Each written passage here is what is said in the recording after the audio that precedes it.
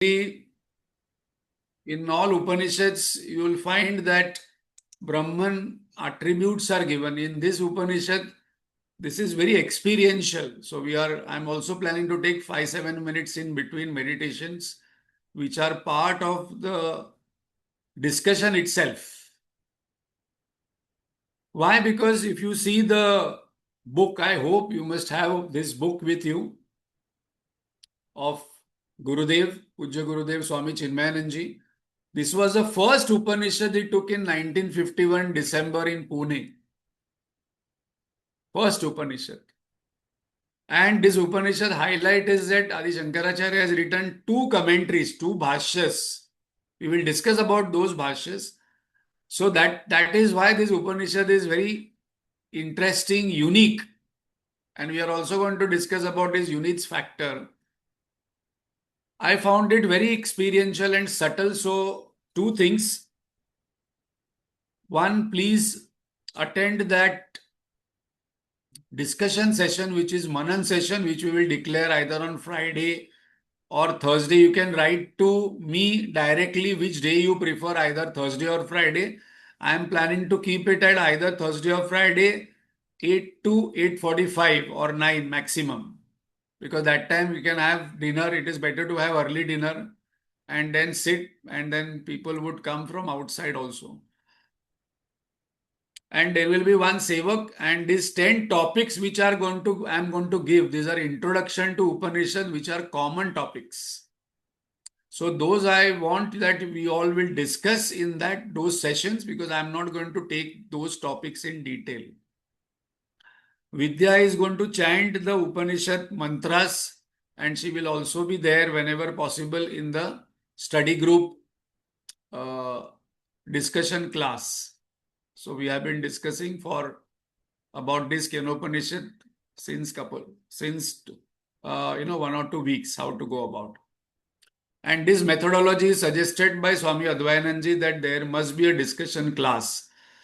Because when you will speak on certain topics, there will be more clarity when we speak about that topic. Sometimes when we will listen, we will know that we'll feel that I have understood, because today I'm finding there are hardly any questions Sadhak asks after the session. Maybe because it is online and people just, cut off and then go. But ideally, you all know, those who have attended in person, that we used to have long discussions on various topics. And those discussions today, those who have attended, that has benefited us the most, if you actually see those discussions. So that is a pattern. So let us invoke, sit straight in your mind, invoke Guru Parampara's grace, that they help us to not only understand, reflect on this Upanishad, but get the essence of it experientially. Pujya Gurudev, who has written one of the best commentaries on Kenopanishad, commentary is one of the best. Today people read all over the world this commentary of other organizations also. So invoke God's grace, entire Guru Parampara's blessings. Our head, neck, body is straight.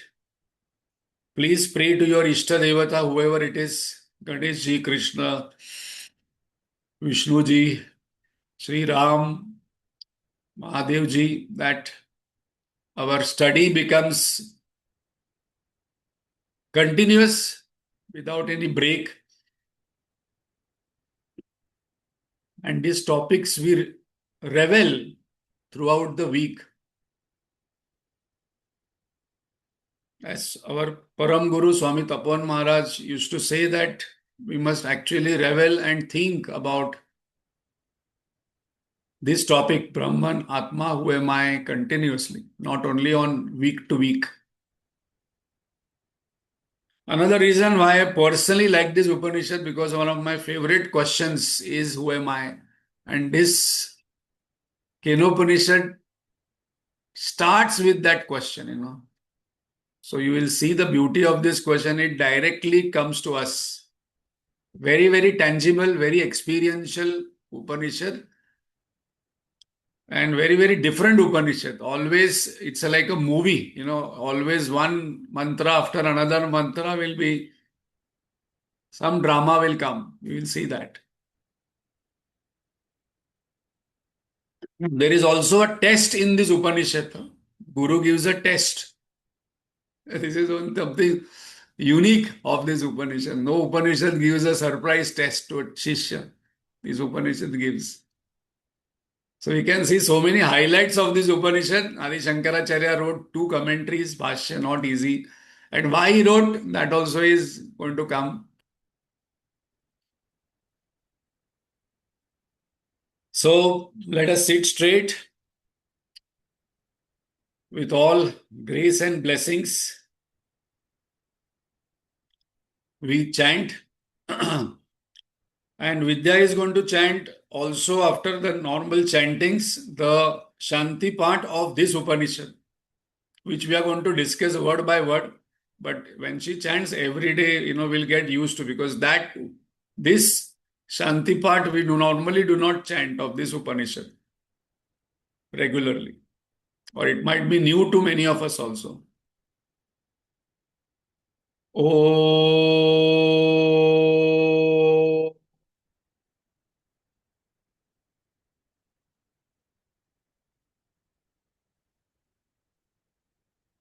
Om.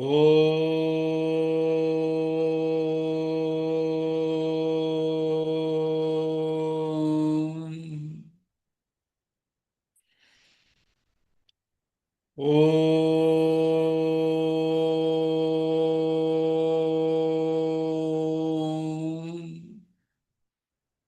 Ya Vidya. ॐ सहना भवतु सहनौ भुनक्तु सह वीर्यं करवावहै तेजस्विनावधीतमस्तु मा विद्विषावहै ॐ शान्ति शान्ति शान्तिः अखण्डमण्डलाकारं व्याप्तं येन चराचरं तत्पदं दर्शितं येन तस्मै श्रीगुरवे नमः अज्ञानतिमिरान्धस्य ज्ञानाञ्जनशलाकया चक्षुरुन्मीलितं येन तस्मै श्रीगुरवे नमः गुरुर्ब्रह्मा गुरुर्विष्णुः गुरुर्देवो महेश्वरः गुरुरेव परं ब्रह्म तस्मै श्रीगुरवे नमः स्थावरं जङ्गमं व्याप्तं यत्किञ्चित् सचराचरं तत्पदं दर्शितं येन तस्मै श्रीगुरवे नमः चिन्मयं व्यापि यत्सर्वं त्रैलोक्यं सचराचरं तत्पदं दर्शितं येन तस्मै श्रीगुरवे नमः त्वमेव माता च पिता त्वमेव बन्धुश्च सखा त्वमेव विद्या द्रविणं त्वमेव सर्वं मम देवदेव सदाशिवसमारम्भाम् शङ्कराचार्यमध्यमाम् अस्मदाचार्यपर्यन्ताम् वन्दे गुरुपरम्पराम् श्रुतिस्मृतिपुराणानाम् आलयम् करुणालयम् नमामि भगवत्पाद शङ्करम् लोकशङ्करम् शङ्करम् शङ्कराचार्यम् केशवम् बादरायणम् सूत्रभाष्यकृतौ वन्दे भगवन्तौ पुनः पुनः समस्तजनकल्याणे निरतं करुणामयं नमामि चिन्मयं देवं सद्गुरुं ब्रह्मविद्वरम् शान्ति मंत्र ॐ आप्यायन्तु ममाङ्गानि वाक्प्राणश्चक्षुश्रोत्रमथो बलमिन्द्रियाणि च सर्वाणि सर्वं ब्रह्मोपनिषदम्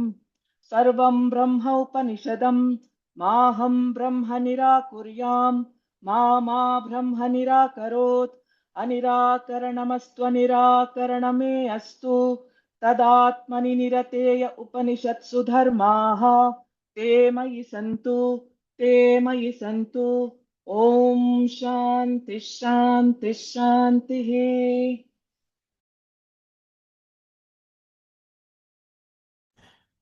Thank you, Vidya. Very beautiful chanting. So, as discussed, if you see this book we must have. If you see this book, there are 52 pages of introduction given by Pujya Gurudev. 52 pages. Very important one. This book, two commentaries by Adi Shankaracharya, Kenopanishad.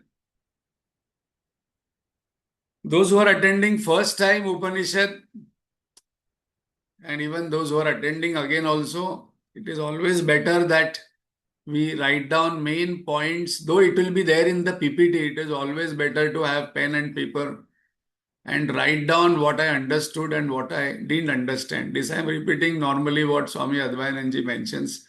This is how we do Manan. And then in the Manan class, group discussion class, we discuss this is what I understood on this topic, this I have a question, or this is something easy, and then it will be explained with examples. And there is more time to go through that again, right? So the title is very interesting, which I'm going to start soon the PPT. Self, different from known and beyond unknown. So now just close your eyes and ask that, the sound is coming on your ears of this, what I'm talking. You are seeing something on the screen.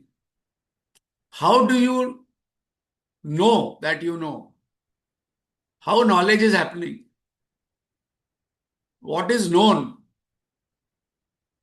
We are going to discuss this, but as I mentioned, this Upanishad is very experiential one.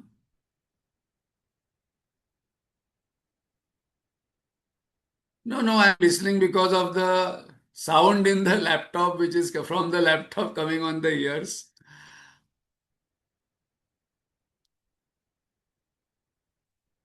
So by what force, power we are able to hear this discourse?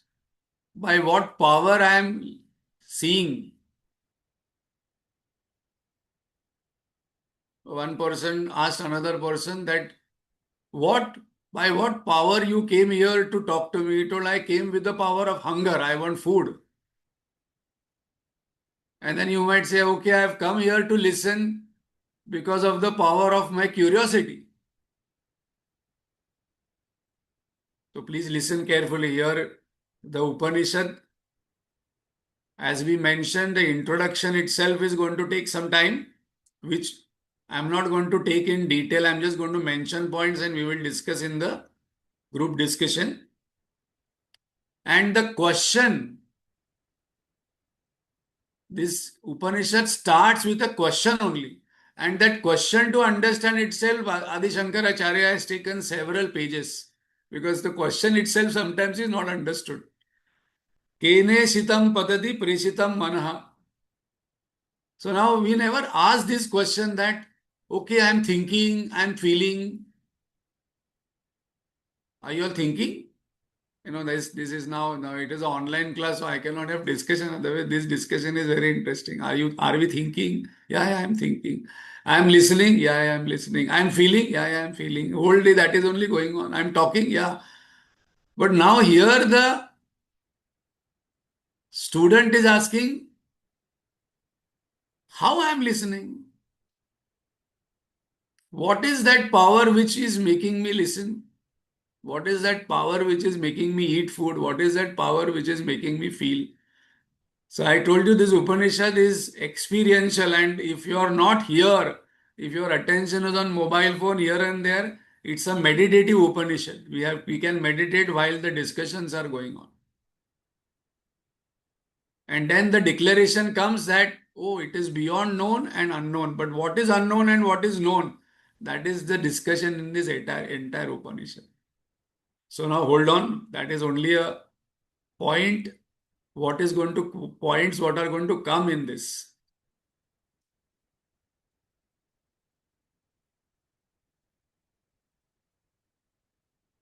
So the name of this Upanishad is Kenopanishad. Self, different than known and beyond unknown. This itself we are going to discuss what these two words means, known and unknown. So now the 10 topics where we have to read and listen and understand, which I will send the PPT today.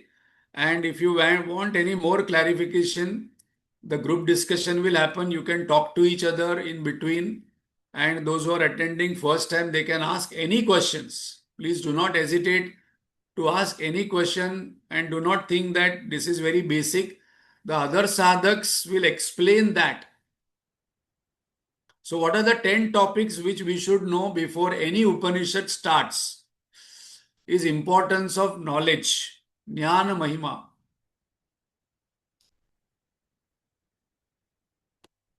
We will understand once I send PPT, why knowledge is important. Because knowledge is, definition of knowledge is what? Sa vidya ya vimuktaye. That which liberates me. So suppose I am suffering from poverty, knowledge of earning money will liberate me. Suppose I am suffering with some body illness, knowledge of that disease will liberate me. Suppose I am suffering failure. Suppose I am suffering depression. Suppose I am suffering anger. Knowledge of that will liberate me from that.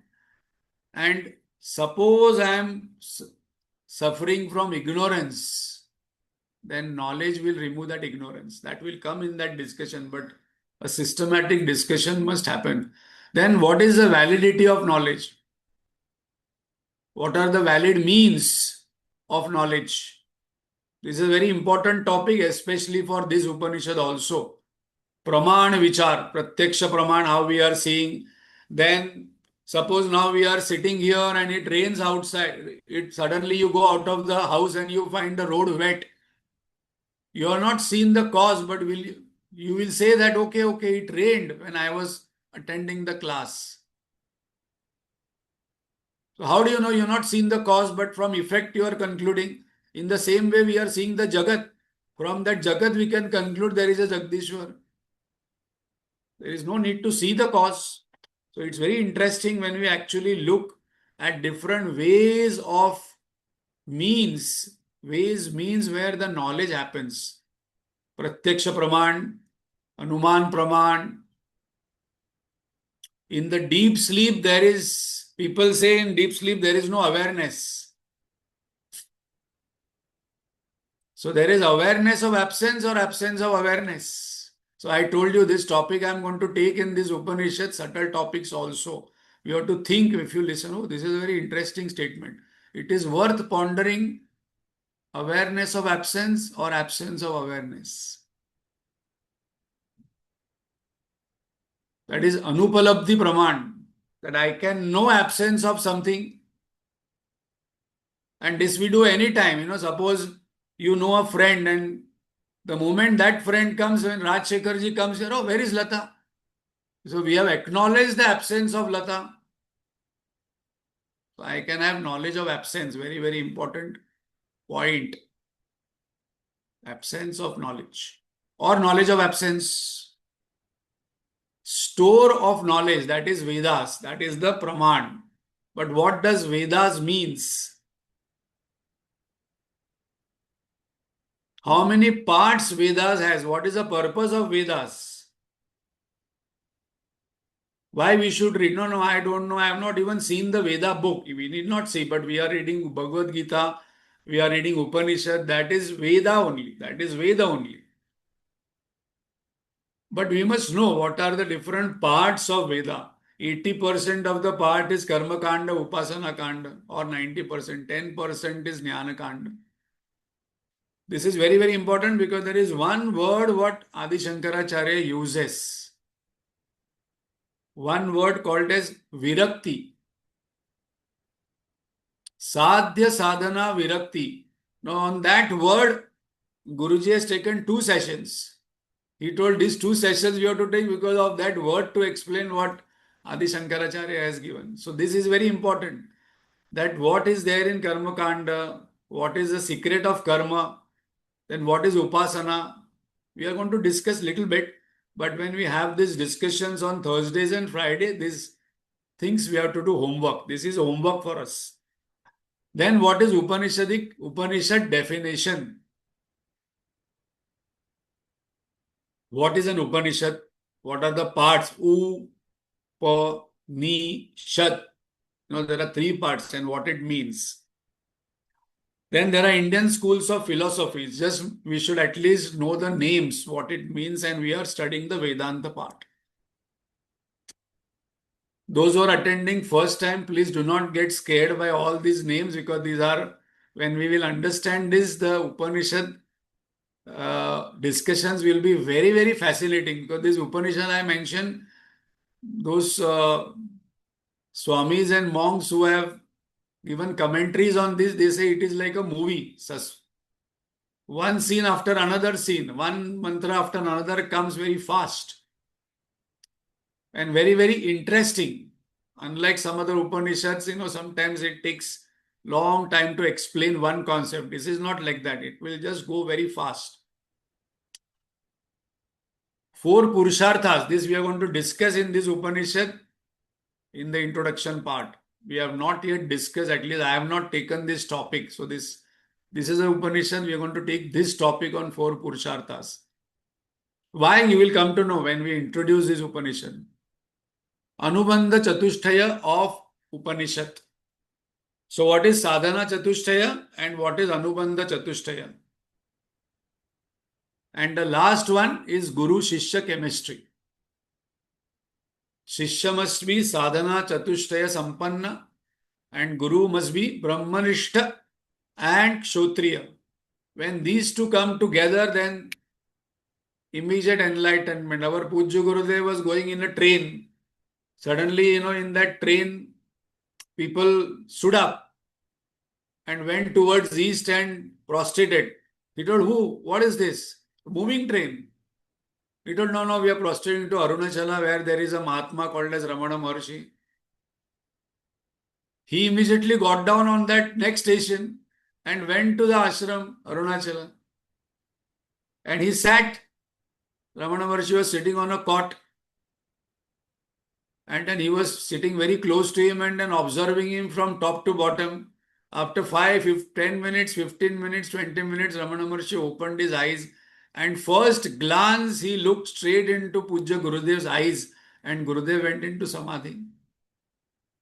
Though he later on, as his style is there, he told, no, he did some Maya. But he was, when Sadhana Chatushtaya Sampanna Shishya comes in contact with the Brahmanishta, it happens instantly. No time. How much time does it take to wake up from dream?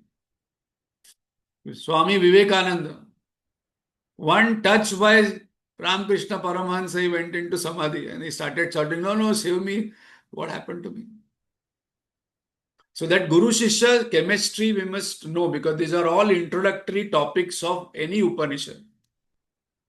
How a Shishya approaches Guru, if the Shishya and what is the level of the Shishya. Because in this Upanishad, 3 types are given, Manda, Madhyam and Uttam Shishya. Because this Upanishad gets over in the second verse only. For Uttam Adhikari, second verse is enough. Then they say for Madhyam Adhikari, further verses. And for Manda Adhikari, story is there because many people like story. So there is a story also in this. So with that, with God's grace and Guru Parampara's blessings, we will do the introduction today with the promise and commitment that these 10 topics I will learn in this week and have a class. Maybe if they are not completed, if it is taking more time also, it is important. But I will study. I will send the PPTs on this, but those are my PPTs. You can refer to introduction of Pujya Gurudev in this book. You can refer to various other sessions You can listen to Ishavasya Upanishad and Amrutabindu Upanishad introduction of with PPT, where I have taken this in detail, these topics. Those who want to still listen, first 4-5 sessions you will find same introduction in both. Ishavasya, it would be more introduction.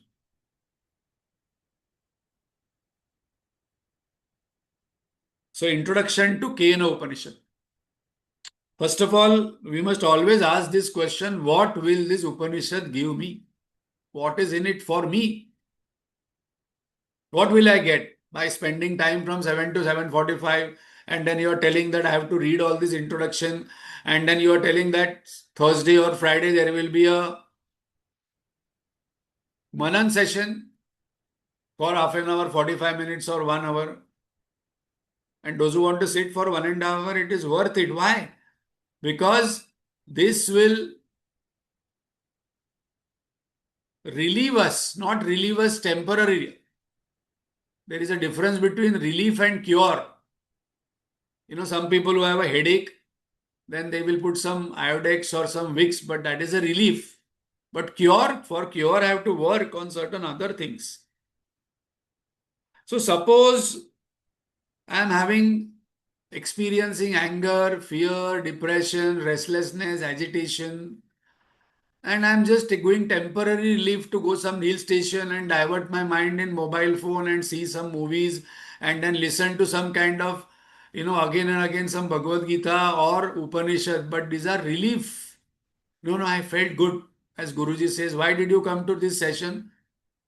To feel good.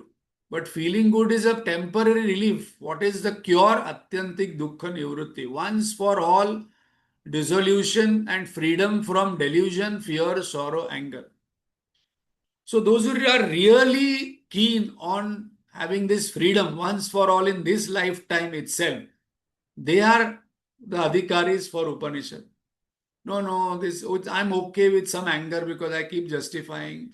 No, it is, sometimes I'm fearful, touch wood kind of happiness. And sorrow, suffering, depression comes again and again in between sometimes. And then I'm confused what to do, what not to do again after listening to so many scriptures. Then, if I'm okay with it, then this Upanishad will give relief. But those who really want cure, then that is the reason I must come. But this is where the Buddhism stopped. Freedom from suffering. Vedanta goes beyond.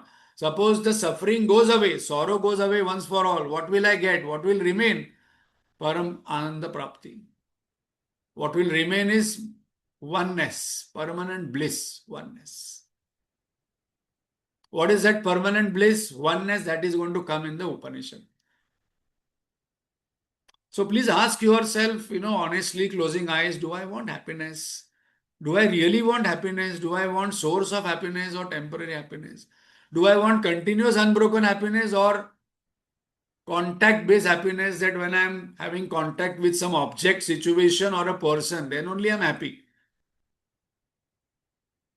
What am I seeking? And how intensely I am seeking happiness and peace? Or it is just for some time pass, okay, I'm happy. When you ask people, how are you? I'm happy. The moment you say something insulting, their happiness goes. Fragile happiness. Kena means by what or by whom. Kenopanishad. So if you see Upanishad, mostly the names are given by the first word. Mostly. Not all. Like the Taittiriya Upanishad is not given from its first word. But Isha Vasyam Idagam Sarvam. First verse of Ishavasya. So Isha Upanishad. So Kena Upanishad. Om Kene Shitam Padati Preshitam Manaha. First verse of Upanishad. So Kena means by what? By whom? What gives the power to mind? What gives power to the prana? What gives power to seeing? That is going to be the questions. Starts with a question by an adhikari sadhak. Now, who is the adhikari sadhak will come. But that adhikari sadhak must be discussed in the group discussion, because that comes under sadhana chatushtaya. Vivek, Vairagya, Shata Sampatti, Mumukshatvam. And where we will get all this Shata Sampatti? in our relationship, in our marriage, in our business, in our family. When we go through these various experiences, this Shata Sampatti must grow. If I have this thought, then the same field, wherever I am, it becomes very interesting. Life never becomes boring because I'm using all fields for enhancing Shata Sampatti. The next is Kenopanishad is a dialogue. But as I mentioned, this is a subtle topic. Who am I is the subtlest topic. Easy to grasp because it's experiential one. We are not talking of something which is beyond. And very entertaining Upanishad. Purposely it is mentioned entertaining because a lot of things happen in this Upanishad fast, like a movie. What are the highlights? Directly starts and addresses the main point. Like there are some other Upanishad will do a lot of introduction, like Kenopanishad takes a lot of time to come to the main point. Here, first question itself is Kene Shitam Padati Preshitam. Kena Prana Prathama Praiti Yukta. So, first question itself is very, very fascinating. And main point of Upanishad is in the first question itself. That is a highlight of this Upanishad compared to other Upanishads. So, when we are going to do the group discussion, I must at least know the names of 10 main Upanishad. Bhagavan Adi Shankaracharya has written 2 commentaries on only on Kena Upanishad. No other Upanishad he has written 2 commentaries. He wrote first commentary, then he was not satisfied. Then he again wrote second commentary. You will see what are those 2 commentaries and what it has. There is a test given by the Guru. This is the only Upanishad where there is a surprise test comes. And the Guru and the Shishya comes out brilliantly in that test. And Guru hits a 4 and Shishya hits a 6er. This is an interesting point of this Upanishad. The Shishya's answer to that surprise test is one of the beautiful highlights of this Upanishad.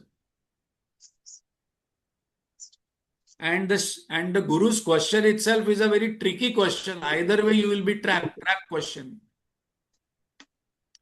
And there is a story. So this is, you can see that this Upanishad is unique. That's the reason Gurudev would have taken this Upanishad first. Lot of unique factors of this Upanishad and not very big Upanishad in terms of mantras. Now, as we mentioned, Bhagwan Adi Shankaracharya is termed as Bhashyakar. I'll just take only one slide and then we will close. And Vedvyaji is called as Sutrakar. And as Bhagwan Adi Shankaracharya has written Bhashya on Bhagavad Gita, on 10 major Upanishad, Brahma Sutra. So many times, we only know that, he has written Bhashya. But what is that Bhashya? There are rules of this Bhashya. So we will see that, what is this Bhashya? But before that, we must go to the root in Sanskrit of this Bhashya word. So in Sanskrit, Bhasha means to speak. Bhasha means language. Bhashan means lecture. See, interesting thing how one word. Bhasha means to speak. Bhasha means language. Bhashan means lecture. Sambhashan means conversation. That's the reason Sanskrit is so beautiful. Bhashya means what? Commentary on a topic. Now, you might say, no, I also have written commentary, on this topic, but suppose we write essay. Essay cannot become a commentary. It cannot become a school of thought. So when we see the schools of thought, when we will study during this week, what are the Indian schools of thoughts? Yoga, Nyaya, Purva Mimamsa, Uttar Mimamsa. Every Rishi has written a commentary on this. Bhashya on Bhagavad Gita, Upanishad and Brahma Sutra. Then you are qualified. So what this commentary means? Bhashyakar is one who writes commentary. So how many words we got? Bhasha, Bhasha, Bhashan, Sambhashan, Bhashya and Bhashyakar. Now we know where Bhashyakar is coming from. So Bhagavan Adi Shankaracharya in our traditional orthodox way, normally nobody says Bhagavan Adi Shankaracharya. They will say Bhashyakar. Bhashyakar means one would know that they are referring to Adi Shankaracharya. So, what is the job of a Bhashyakar? Why he is so great? Why is a revolutionary saint? Because has to define and explain every word of the mantra. So, when we read the Shankar Bhashya on Bhagavad Gita or Shankar Bhashya on any Upanishad, so now he will explain Om Kene Shitam. So, he will explain Om, then he has to explain Kene Shitam. In that, he has to break up Vishitam, Preshitam, and give literal and indicated meaning, Vachyartha, Lakshartha, or both. It's not a very easy job. Then one word have many meanings in Sanskrit, has to explain which meaning is appropriate here. Like in Brahma Sutra, Athato Brahma Jidnyasa, that Athato has 6 meanings. Now, which meaning is important? Because if you change that meaning, the context changes, the meaning changes. So, not very easy job. You must have mastery over Sanskrit, mastery over the subject, and has the ability to explain correctly. And so for so many years, 8th century, Adi Shankaracharya ji came, and today we are still dependent on him to understand Bhagavad Gita Upanishad. If Bhagavad Gita Upanishad, Brahma Sutra, we remove Shankar Bhashya, not very easy. So I personally feel that Adi Shankaracharya is a lawyer of Ved Vyas. He explains in detail. Doubts has to be resolved, justification has to be given. So we will find here in Upanishad, one entity will come. That entity is called as Nanu. Nanu means objection, my lord. And then Bhagavan Adi Shankaracharya will give the objection and then give the answer, and we will think, oh, this objection didn't come in my mind also. Such beautiful objections will be raised, and then solutions will be given. So now Bhagavan Adi Shankaracharya has written 2 bhashya, as we mentioned. With this we will complete Pada bhashya and Vakya bhashya. So first he wrote word meaning, emphasis on word meaning, which are most of the bhashya, but he was not satisfied. And here emphasis on reasoning and logic, another bhashya he wrote. Because as I mentioned, this Upanishad is subtle, it is experiential. There's a lot of reasoning and logic given. One has to learn. Those who are attending first time do not get, a little think that it is too difficult. It is very easy if we follow the method and if we follow Adi Shankar Bhashya, and we are going to explain subtly Shankar Bhashya along with this, but not taking the each mantra from both. Like normally there is a mantra of the Upanishad and Shankar Bhashya mantra on it. We will take main points from that and explain. What is a masterpiece? Existence of God explained through reasoning and logic by Adi Shankaracharya in the Vakya Bhashya.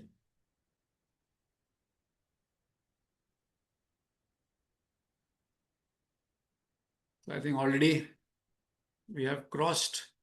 Once I start this, I don't feel like stopping. Here it is so beautiful.